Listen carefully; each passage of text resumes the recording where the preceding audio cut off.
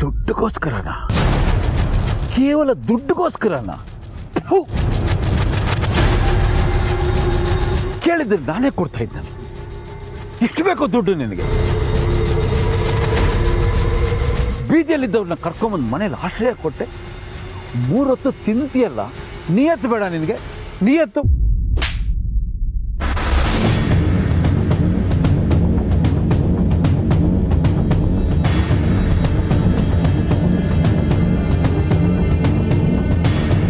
ನಾಯಿನ ತಂದು ಸಿಂಹಾಸನದ ಮೇಲೆ ಕೂರಿಸಿದ್ರೆ ಅದು ಹೆಸ್ಕೆಗೆ ಬಾಯಿ ಹಾಕದ್ ಬಿಡುತ್ತೇನೋ?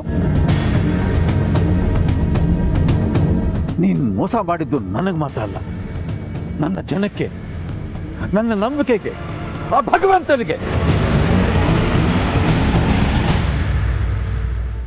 ನಿನ್ನಂತವನಿಗೆ ಸರಿಯಾದ ಶಾಸ್ತಿ ಆಗಲೇಬೇಕು.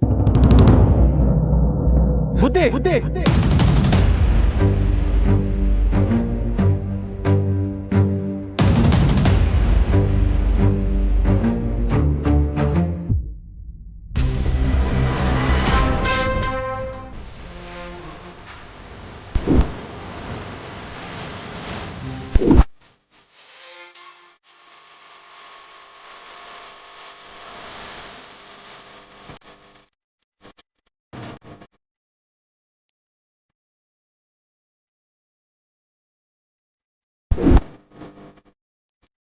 ಬುದ್ಧಿ, ಶಿಕ್ಷೆ ಆಗ್ಬೇಕಾಗಿರೋದು ನಂದಿಗಲ್ಲ ಬುದ್ಧಿ, ಇವನಿಗೆ.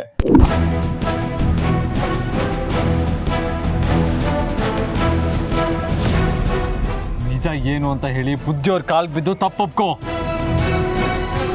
ಅಣ್ಣ, ಈ ರುದ್ರಯ್ಯನ ಮಾತು ಕೇಳಿ ಮಣ್ತಿನ ಕೆಲಸ ಮಾಡ್ಬಿಟ್ಟೆ ಕಣಣ್ಣ.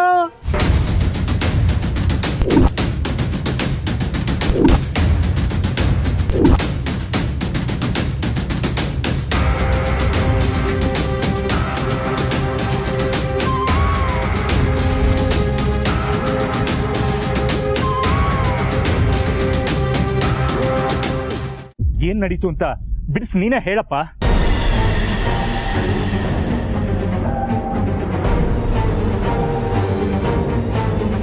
ಅದು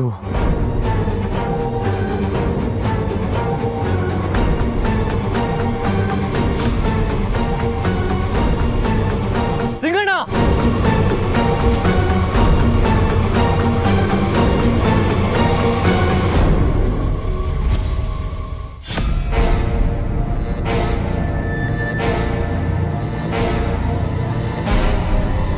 ಇದರಲ್ಲಿ ನನ್ನ ತಮ್ಮಂದೇನು ತಪ್ಪಿಲ್ಲ ಬುದ್ಧಿ.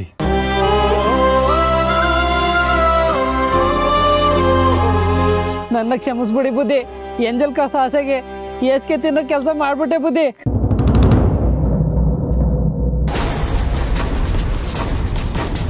ಉಪ್ಪಿಟ್ಟವ್ರನ್ನ ಮುಪ್ಪಿರೋವರೆಗೂ ಮರಿಬಾರ್ದು ಅಂತ ಹೇಳ್ತಾರೆ. ಅನ್ನ ತಿಂದು ಮನೆಗೆ ಮೋಸ ಮಾಡಿದ್ರೆ 7 ಜನ್ಮದ ಪಾಪ ಬರುತ್ತೆ ಕಣೋ, 7 ಜನ್ಮದ ಪಾಪ ಬರುತ್ತೆ. ಏನ್ ಕಮ್ಮಿ ಮಾಡಿದ್ವಿ ನಿಮಗೆ? ಒಂದು ಕ್ಷಣ ನನ್ನ ಕಣ್ಣೆದ್ರು ಕಾಣಿಸ್ಕೋಬಾರ್ದು. ಅಷ್ಟೇ ಅಲ್ಲ, ಈ ಊರಲ್ಲಿ ನೀನು ಕಾಣಿಸ್ಕೋಬಾರ್ದು.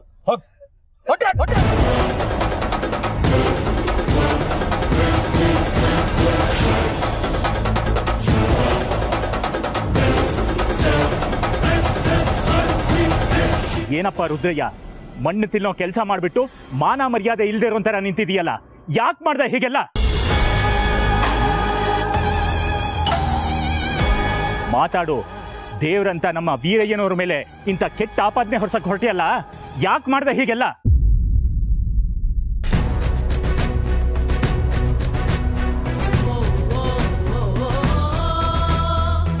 ಅಧಿಕಾರದ ದಾಹ ಒಳ್ಳೆಯವರನ್ನು ಕೆಟ್ಟವರನ್ನಾಗಿ ಮಾಡಿಸುತ್ತೆ. ನಾನು ಅಧಿಕಾರ ವಹಿಸ್ಕೊಂಡಿದ್ದು ದಾಹದಿಂದಲ್ಲ, ನ್ಯಾಯದಿಂದ. ರುದ್ರಪ್ಪ, ಸ್ವಲ್ಪ ಹೊತ್ತಿಗೆ ಮೊದಲು ಒಂದು ಮಾತು ಹೇಳಿದ್ದೆ, ನೆನಪಿದ್ಯಾ? ಧರ್ಮ ಅಧರ್ಮಗಳ ಮಧ್ಯೆ ಘರ್ಷಣೆ ಯಾವಾಗಲೂ ನಡೀತಾ ಇರುತ್ತೆ, ಗೆಲ್ಲೋದೇ ಅಧರ್ಮ ಮೊದಲು ಅಂತ ಹೇಳಿ. ಅದು ಕ್ಷಣಿಕ ಅಂತ ಈಗ ನಿನಗೆ ಅರ್ಥ ಆಗಿರ್ಬೇಕಲ್ವೇ?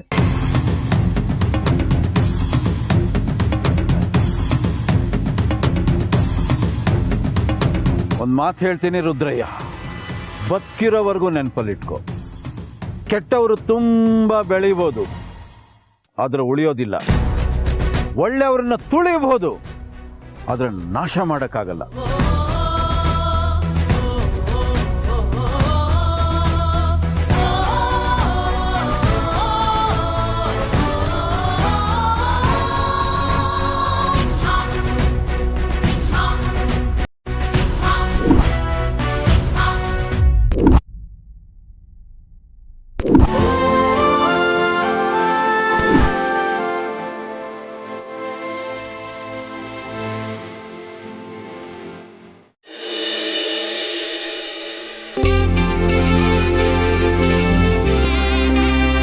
ಏನು ಲಕ್ಷ್ಮಿ, ಹೇಗೆ ಕಾಣ್ತಾ ಇದ್ದೀನಿ? ಚೆನ್ನಾಗಿದ್ದೀನಾ? ನೀನು ಕೊಡಿಸಿದ್ದು ಅಂಗಿ ಇದು. ಅವತ್ತು ನಾನು ಇದನ್ನು ಹಾಕ್ಕೊಂಡು ಬಂದಾಗ ಅಣ್ಣ ಚೆನ್ನಾಗಿಲ್ಲ, ಬಿಚ್ಚಾಕ್ಬಿಡು ಅಂತ ಹೇಳ್ತಿದ್ದೆ. ನಾನು ಕೆಲಸ ಮಾಡಿದ್ನ? ಚೆನ್ನಾಗಿದೆ ಚೆನ್ನಾಗಿಲ್ಲ ಅನ್ನೋದು ಮುಖ್ಯ ಅಲ್ಲ. ನೀನು ನನಗೋಸ್ಕರ ಪ್ರೀತಿಯಿಂದ ಕೊಡಿಸ್ದೆಯಲ್ಲ, ಅದಕ್ಕೆ ಬೆಲೆ ಕಟ್ಟಕ್ಕಾಗತ್ತಾ? ಖಂಡಿತ ಆಗಲ್ಲ. ಅದಕ್ಕೋಸ್ಕರ ನಾನು ಇದನ್ನ ಜೋಪಾನವಾಗಿ ಇಟ್ಕೊಂಡಿದ್ದೀನಿ. ಈ ಅಂಗಿನ ತುಂಬಾ ಜೋಪಾನವಾಗಿ ಇಟ್ಕೊಂಡಿದ್ದೀನಿ. ಎಲ್ಲಿ ತನಕ ನಾನು ಬದುಕಿರ್ತೀನೋ ಅಲ್ಲಿ ತನಕ ಈ ಅಂಗಿ ಇರುತ್ತೆ.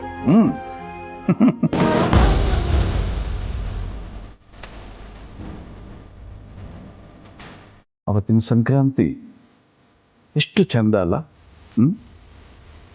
ನೀನು ಹೊಸ ಬಟ್ಟೆ ಹಾಕೋತಾ ಇದ್ದೆ, ಮನೆಯೆಲ್ಲ ಲವಲವಿಕೆಯಿಂದ ಓಡಾಡ್ತಿದ್ದೆ, ಮನೆ ಹೊರಗಡೆ ಬಣ್ಣ ಬಣ್ಣದ ರಂಗೋಲಿಗಳಿಂದ ಅಲಂಕಾರ ಮಾಡ್ತಿದ್ದೆ, ಅಡುಗೆ ಮನೆಗೆ ಹೊಡೋಗ್ತಿದ್ದೆ.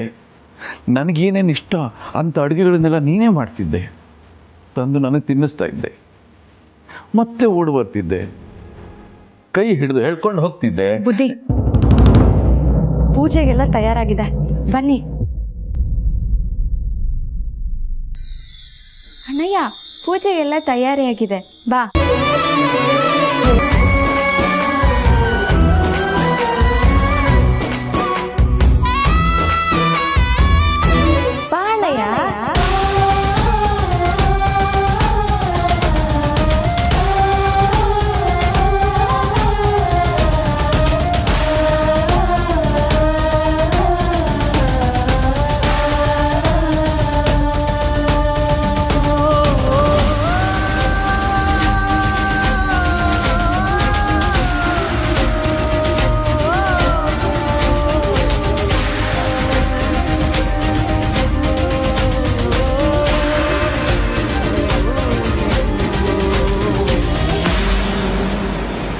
ಬನ್ನಿ ಬುದ್ಧಿ.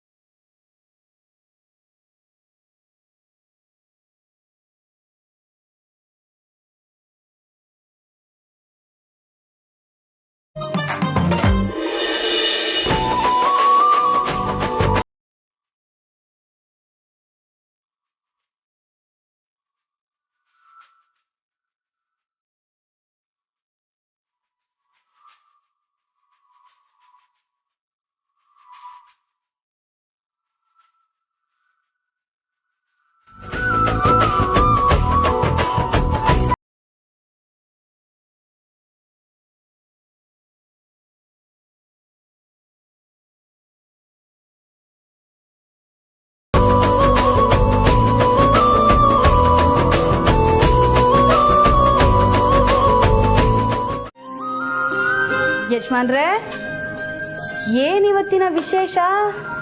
ಪರಮೇಶ್ವರನ ಕಲರ್ಫುಲ್ ರೈಸ್. ಇನ್ನ ಕಲರ್ಫುಲ್ ರೈಸಾ? ಅರ್ಥ ಆಗ್ಲಿಲ್ವಾ?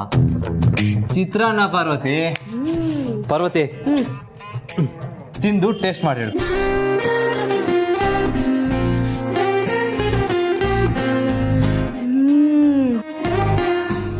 ಸಾಕಾಗೋಯ್ತು ಯಜಮಾನ್ರೆ. ಅಂತೂ ಇಂತೂ ಅಡುಗೆ ಮಾಡೋದನ್ನ ಕಲ್ತ್ಬಿಟ್ರಿ. ಹೆಂಗೆ ನಾವು ಯಾವುದೇ ವಿದ್ಯೆ ಆದರೂ 3 ದಿನದಲ್ಲಿ ಕಲ್ತ್ಬಿಡ್ತೀವಿ. ಯಜಮಾನ್ರೆ, ಅಣ್ಣೋರು ಒಂದು ಮಾತು ಹೇಳಿದ್ದಾರೆ, ಎಷ್ಟೇ ದೊಡ್ಡೋರಾದ್ರೇನಂತೆ ನಾವು ಬಂದಿದ್ದಾರಿ ಮರಿಬಾರ್ದಂತೆ. ಓ, ಅಣ್ಣವ್ರು ಹಾಡಿರೋ ಸಾಂಗು ಶಬ್ದವಿಧಿ ಸಿನಿಮಾದು. ನಾನು ಕೇಳಿದ್ದೀನಿ, ಸೂಪರ್ ಆಗಿದೆ. ಆದರೆ ಅದನ್ನ ಇವಾಗ ಯಾಕೆ ಹೇಳ್ತಾ ಇದೆಯಾ? ನಾನೇನು ಬಂದಿದ್ದಾರಿ ಮರ್ತಿಲ್ಲ. ನೀವು ಮರ್ತಿರೋದಕ್ಕೆ ಹೇಳ್ತಿರೋದು. ಮರ್ತಿದ್ದೀನ? ಏನು? ನೀವು ಅಡ್ಗೆ ಕಲ್ತಿದ್ಯಾವಾಗ? ಇತ್ತೀಚೆಗೆ. ಎಲ್ಲಿ ಕಲ್ತ್ರಿ? ಇಲ್ಲಿ ಬಂದು ಕಲ್ತೆ. ಹೇಗ್ ಕಲ್ತ್ರಿ? ಹೇಗೆ ಅಂದರೆ, ಓ ಅರ್ಥ ಆಯ್ತು. ತಾವೇ ತಾನೇ ಕಳಿಸಿದ್ದು. ಹಾಗೆ ಬನ್ನಿ ದಾರಿಗೆ. ಆಯಿತು, ಅದಕ್ಕೇನೀಗ? ನೀನು ನನಗೆ ಅಡುಗೆ ಮಾಡೋದು ಹೇಳ್ಕೊಟ್ಟಿದ್ಯಾ? ಅದು ನಾನು ಯಾವಾಗಲೂ ನಿನ್ನ ಮುಂದೆ ಹೇಳ್ತಾ ಇರಬೇಕಾ? ಆಯ್ತಮ್ಮ, ನೀನು ಹೇಳ್ಕೊಟ್ಟಿರೋದನ್ನ ಸಾಯೋವರೆಗೂ ಮರೆಯಲ್ಲ.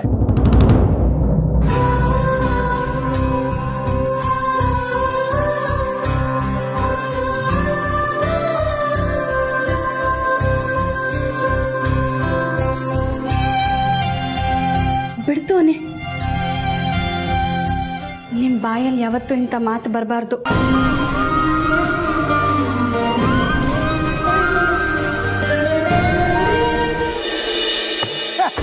ಹಾಳಾದ ರೇಡಿಯೋ ಕೇಳಿಸೋದೇ ಇಲ್ಲ.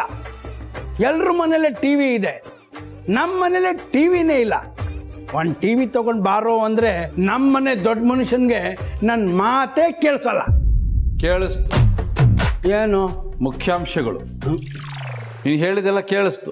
ನೀನು ಹೇಳಿದ್ದು ನನಗೆ ಕೇಳಿಸ್ಲಿಲ್ಲ. ಕೇಳಿಸಲ್ಲ. ಯಾವಾಗ ಕೇಳಿಸತ್ ನಿನಗೆ? ಯಾವುದು ಕೇಳಿಸ್ಕೋಬೇಕೋ ಅದೆಲ್ಲ ಕೇಳಿಸ್ಕೊಳ್ಳಲ್ಲ, ಯಾವುದು ಬೇಡವೋ ಅದೆಲ್ಲ ಬಹಳ ಬೇಗ ಕಿವಿಗೆ ಹೋಗಿ ಬೀಳುತ್ತೆ. ಎಲ್ಲಿ ನನ್ನ ಮಗಳು ಕಾಣ್ತಾ ಇಲ್ಲ? ಜನನಿ, ಶಲ್ಯ ತಗೊಂಬಮ್ಮ.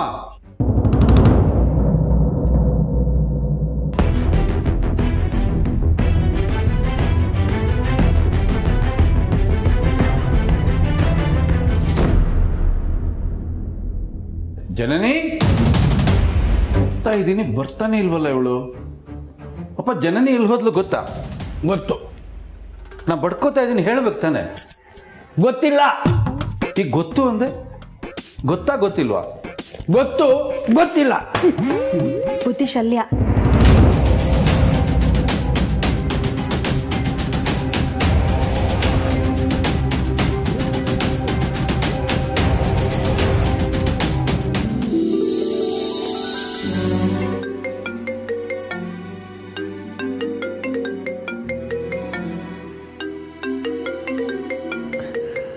ಅರೆ, ಸಾರ್ಥಿ ಕಾಲ್ ಮಾಡ್ತಾ ಇದ್ದಾರೆ. ಹಲೋ ಸಾರ್ಥಿ. ದೊಡ್ಡ ಯಜಮಾನ್ರೆ, ನಾನು ಗಣಿ. ಹೇಯ್ ಗಣೇಶ, ನೀನೇನೋ? ಹೇಗಿದೆಯಾ? ಚೆನ್ನಾಗಿದ್ದೀನಿ ದೊಡ್ಡ ಯಜಮಾನ್ರೆ, ನೀವೇಗಿದ್ದೀರಾ? ನಾನು ಚೆನ್ನಾಗಿದ್ದೀನಿ, ಪಾರ್ವತಿನೂ ಚೆನ್ನಾಗಿದ್ದಾಳೆ. ಅಕ್ಕಂಗೆ ಸ್ವಲ್ಪ ಫೋನ್ ಕೊಡ್ತೀರಾ? ಮಾತಾಡಬೇಕು. ಪಾರ್ವತಿ ಹೊರಗಿದ್ದಾಳೆ, ಅವಳು ಬಂದ ತಕ್ಷಣ ನಾನು ನಿನ್ನ ಫೋನ್ ಮಾಡಿಸ್ತೀನಿ, ಓಕೆನಾ? ಸರಿ ದೊಡ್ಡ ಯಜಮಾನ್ರೆ. ಸರಿ.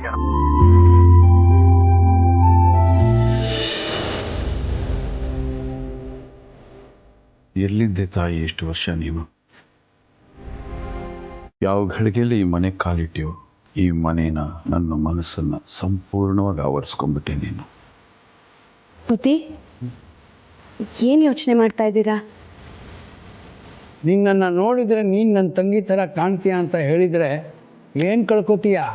ನಿನ್ನ ಮನಸ್ಸಿನಲ್ಲಿ ಇರೋ ವಾತ್ಸಲ್ಯನ ಅದು ಎಷ್ಟು ದಿನ ಮುಚ್ಚಿಡ್ತೀಯ ಅಂತ ನಾನು ನೋಡ್ತೀನಿ. ನೀವೆಲ್ಲ ಈ ಮನೆಗೆ ಬರೋ ದಿವಸನೇ ನಾನು ಹೇಳಿದೆ, ನನ್ನ ಬುದ್ಧಿ ಅಂತ ಕರಿಬೇಡ.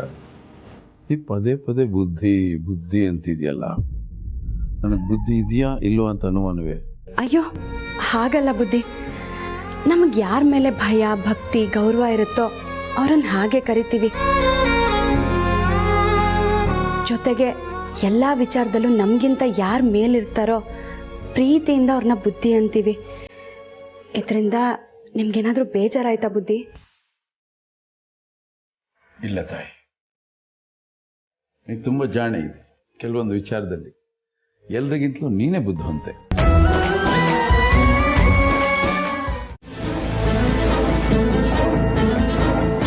ರಘು, ಬೆಕ್ಕು ಕಾರ್ ಗಡ್ಡ ಹೋದ್ರೆ ಅಪಶಕುನ. ಇವತ್ತು ಹೋದ ಕೆಲಸ ಸರಿಯಾಗಿ ಆಗಲ್ಲ ಅನ್ಸುತ್ತೆ. ವಾಪಸ್ ಹೊರಟೋಗೋಣ. ನೋನು ಅಖಿಲ, ಬೆಕ್ಕು ಅಡ್ಡ ಬಂದಿದ್ದೆ ಅಪಶಕುನ ಅಂತ ಯಾಕೆ ಅನ್ಕೋಬೇಕು? ನಮ್ಮ ಪಾಡಕ್ಕೆ ನಾವು ಹೋಗ್ತಾ ಇದ್ವಿ, ಅದ್ರ ಪಾಡಕ್ಕೆ ಅದು ಹೋಗ್ತಾ ಇತ್ತು. ನಮ್ಮ ಕಾರು ಅದು ಎದುರು ಬದುರು ಆಯ್ತು ಅಷ್ಟೇ. ಅಲ್ಲ, ನಮ್ಮ ಕಾರ್ಗೆ ಬೆಕ್ಕು ಅಡ್ಡ ಬಂತು ಅಂತ ನಾವು ಅದನ್ನ ಬೈಕೊಂಡ್ರೆ ನನ್ನ ಕೆಲಸಕ್ಕೆ ಈ ಕಾರ್ ಅಡ್ಡ ಬಂತು ಅಂತ ಆ ಬೆಕ್ಕು ಬೈಕೋಬೋದಲ್ವಾ? ಅಖಿಲ, ನಾನು ಹೇಳ್ತಿರೋದನ್ನು ಕೇಳಿಸ್ಕೊಂಡ್ರೆ ಸಿಲ್ಲಿ ಅನಿಸ್ಬೋದು, ಆದರೆ ಇದರಲ್ಲಿ ಗಂಭೀರವಾದ ವಿಚಾರ ಇದೆ. ಇಂಥ ಮೂಢನಂಬಿಕೆಗಳಿಗೆಲ್ಲ ನಾವು ಬೆಲೆ ಕೊಡಬಾರ್ದು. ನೀನು ಮುಂದಿಟ್ಟ ಹೆಜ್ಜೆನ ಯಾವತ್ತೂ ಹಿಂತೆಗ್ದಿಲ್ಲ, ಆದರೆ ಇವತ್ತು ಯಾಕೆ ಹೀಗೆ ಹೇಳ್ತಾ ಇದೆಯಾ? ಇದು ಬಿಸ್ನೆಸ್ ಅಲ್ವಲ್ಲ ರಘು. ಇಮೋಷನ್ಸ್ ವಿಷಯ ಬಂದಾಗ ಎಂಥ ಗಟ್ಟಿ ಮನಸ್ಸಾದ್ರೂ ಕರ್ಗೋಗುತ್ತೆ. ಅಂಥ ಸಮಯದಲ್ಲಿ ದೃಢವಾದ ನಿರ್ಧಾರಗಳನ್ನು ತಗೊಳಕ್ಕಾಗಲ್ಲ. ನೀನು ದೇವ್ರ ನೆನಪಿಯ ತಾನೆ. ಗುರುಜಿ ಹೇಳಿದಾಗೆ ನಾವು ದೇವ್ರ ದರ್ಶನ ಮಾಡೋಣ, ಎಲ್ಲ ಒಳ್ಳೇದಾಗುತ್ತೆ. ನನ್ನ ಮಾತು ಕೇಳು. ನಾವೀಗ ಹೋಗ್ತಾ ಇದ್ದೀವಿ ಅಷ್ಟೇ, ನೀನು ನಡಿಯಪ್ಪ.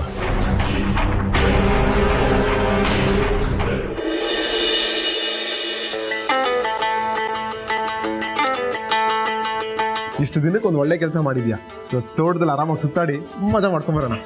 ಆಯ್ತಾಯ್ತು, ಆದ್ರೆ ಅಪ್ಪ ಮನೆಗೆ ಬರೋ ವರ್ಷ ನಾವೆಲ್ಲ ಬಂದ್ಬಿಡ್ಬೇಕು, ಸರಿನಾ?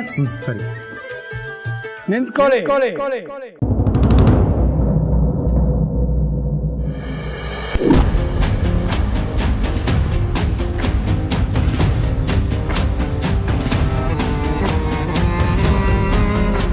ನೀವೇ ಹೋಗಿದ್ರೆ ಹೇಗೆ?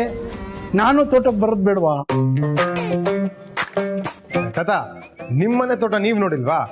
ಮತ್ತ್ಯಾಕೀಗ? ನಾನು ನೋಡಿದ್ದೀನಪ್ಪ, ಆದ್ರೆ ನೀವು ನೋಡ್ಲಿಲ್ವಲ್ಲ, ಅದಕ್ಕೆ ಡೀಟೇಲ್ ಆಗಿ ತೋರ್ಸಕ್ ಬರ್ತೀನಿ.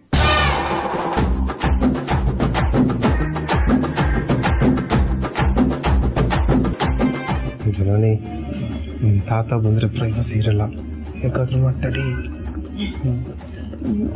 ಅಜ್ಜಯ್ಯ, ತೋಟ ತೋರ್ಸೋದಕ್ಕೆ ನಾನಿದ್ದೀನಲ್ಲ, ನಿಮಗೆ ನಡೆದ್ರೆ ಆಗಲ್ಲ, ಪಾಪ ಮಂಡಿ ನೋವು, ಆರಾಮಾಗಿ ಮನೆಯಲ್ಲೇ ಇರಿ. ಅಜ್ಜಿನೇ ಧೈರ್ಯವಾಗಿ ಬರ್ತಾ ಇರೋವಾಗ ಅವ್ರಿಗಿಲ್ದೆ ಇರೋ ಮಂಡಿ ನೋವು ನನಗಿರುತ್ತಾ? ಅಯ್ಯೋ, ನಾನಿನ್ನು ಗಟ್ಟಿ ಮುಟ್ಟಾಗೆ ಇದ್ದೀನಿ, ಬೇಕಾದ್ರೆ ನೋಡಿ. ಹೌದೌದು. ಎಷ್ಟು ನಿಮ್ಮ ವಯಸ್ಸು? ಹಂಗೆಲ್ಲ ಹೆಣ್ಮಕ್ಳು ವಯಸ್ಸು ಕೇಳಬಾರ್ದು, ಗಂಡು ಮಕ್ಳು ಸಂಬಳ ಕೇಳಬಾರ್ದು. ಸರಿಯಾಗಿ ಹೇಳಿದ್ರಿ. ಗಾದೆ ಮಾತಲ್ವಾ? ನಿಜ ನಿಜ. ತಾತ, ಅಜ್ಜಿ ನಮ್ ಜೊತೆ ತೋಟಕ್ಕೆ ಬರ್ತಾ ಇಲ್ಲ, ಮನೇಲೆ ಇರ್ತಾರೆ.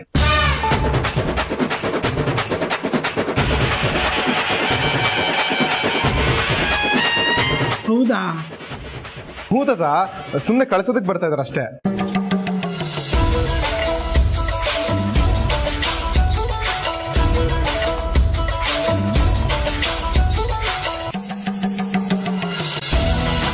ಒಳ್ಳೆ ಕೆಲಸ ಬಿಡಿ. ನಾವು ವಯಸ್ಸಾಗಿರೋರು ತೋಟಕ್ಕೆ ಹೋಗಿ ಏನ್ ಮಾಡೋದು? ಮನೇಲೆ ಕೂತ್ಕೊಂಡು ಮಾತಾಡೋಣ.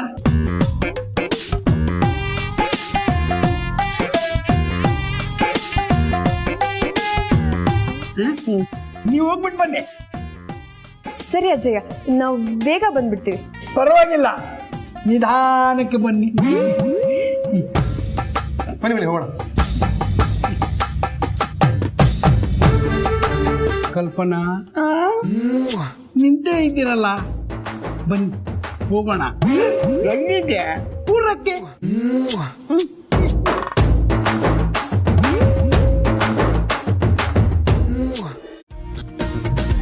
ಯಜಮಾನ್ರೆ,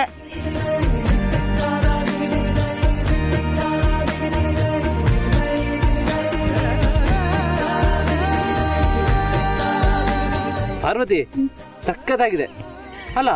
ಇಂಥ ಐಡಿಯಾ ಎಲ್ಲ ನಿನಗೆ ಮಾತ್ರ ಹೇಗೆ ಉಳಿಯುತ್ತೆ? ಮನ್ಸಿಂದ ಅಂದ್ರೆ ಏನಿಲ್ಲ ಬಿಡಿ. ಹಾ ಯಜಮಾನ್ರೆ, ನಾನ್ ನಿಮ್ಗೆ ವಾಚು ಕನ್ನಡಕ ಹಾಕ್ದೆ ಅಲ್ವಾ, ಈಗ ನೀವ್ ನನ್ಗೆ ಉಂಗ್ರ ಹಾಕ್ಬೇಕು. ಕೈ ಕೊಡು.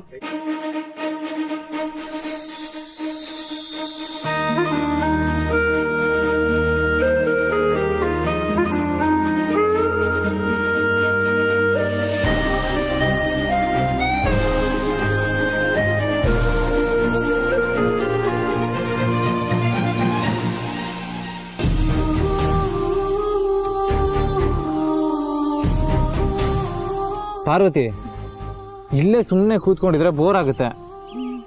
ಹಣ್ಣು ಕೀಳೋಣ? ಹಾ, ಗುಡ್ ಐಡಿಯಾ. ಸೇಬು ಕೇಳೋಣ. ಸೇಬ್ ಕೀಳಕ್ಕಿದ್ದೇನು ಕಾಶ್ಮೀರನ, ಕರ್ನಾಟಕ? ಇಲ್ಲಿ ಸಿಗದ್ ಬರೀ ಹಲಸಿನ ಹಣ್ಣು ಮಾವಿನ ಹಣ್ಣು ಮಾತ್ರ. ನಂಗೂ ಗೊತ್ತು ಪಾರ್ವತಿ, ಏನೋ ತಮಾಷೆಗೆ ರೇಗ್ಸಾಗಿ ಕೇಳಿದ್ರೆ ಅಷ್ಟಿಗೆ ಕೋಪ ಮಾಡ್ಕೊಳ್ತೀಯಲ್ಲ. ಯಜಮಾನ್ರೆ, ನಾನು ನಿಮ್ಮನ್ನ ತಮಾಷೆಗೆ ರೇಗ್ಸಿದ್ದು, ನಾನು ಯಾಕೆ ನಿಮ್ಮ ಮೇಲೆ ಕೋಪ ಮಾಡ್ಕೊಳ್ಳಿ? ಬನ್ನಿ ಎದ್ದೇಳಿ. ಪಾರ್ವತಿ, ಏನ್ ಯಜಮಾನ್ರೆ? ಕೈ ಹಿಡ್ದಿತ್ತು.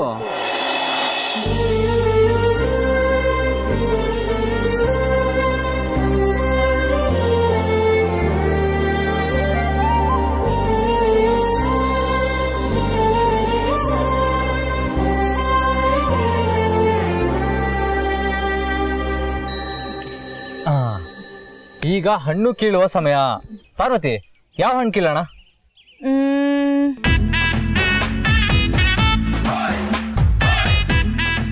ಯಜಮಾನ್ರೆ, ಅಲ್ಲಿ ನೋಡಿ, ಹಲಸಿನ ಮರ. ಎಲ್ಲಿ ಪಾರ್ವತಿ? ಅಲ್ಲಿ. ಬನ್ನಿ.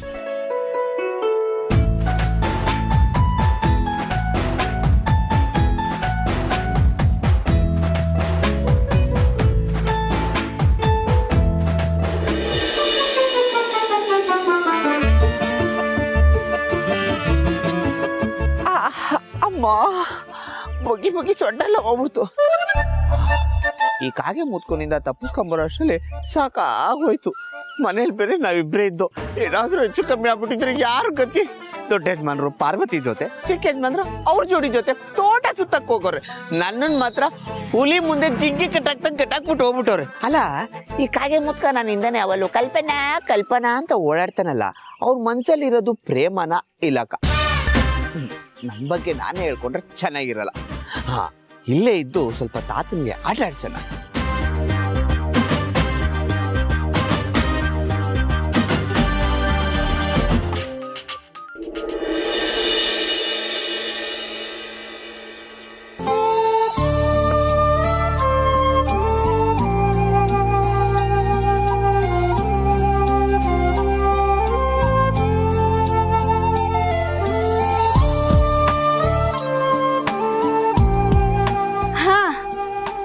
ಯಜಮಾನ್ರೆ,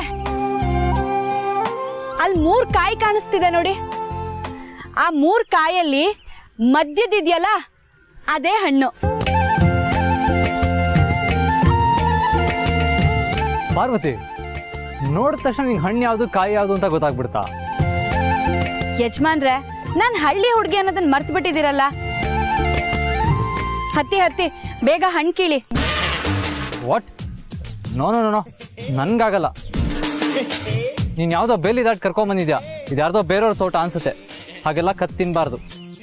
ಕದ್ದು ತಿನ್ನೋದ್ರಲ್ಲೇ ಮಜಾ ಇರೋದು ಯಜಮಾನ್ರೆ. ಸುಮ್ಮನೆ ಹಣ್ಣು ಕೀಳಿ ಹೇಳ್ತೀನಿ. ನನಗೆ ಮರ ಹತ್ತೋದಕ್ಕೆ ಬರಲ್ಲ. ಸರಿ ಹೋಯ್ತು, ಈಗೇನ್ ಮಾಡೋದು? ಕಲ್ಲುಡಿಯೋಣ. ಆಹಾ, ನಿಮ್ ತಲೆನೋ ಅಷ್ಟ್ ದೊಡ್ಡ ಹಣ್ಣಿಗೆ ಇಷ್ಟ್ ಚಿಕ್ಕ ಕಲ್ಲಲ್ಲಿ ಹೊಡೆದ್ರೆ ಹಣ್ಣು ಬೀಳುತ್ತಾ? ಅದು ಸರಿ.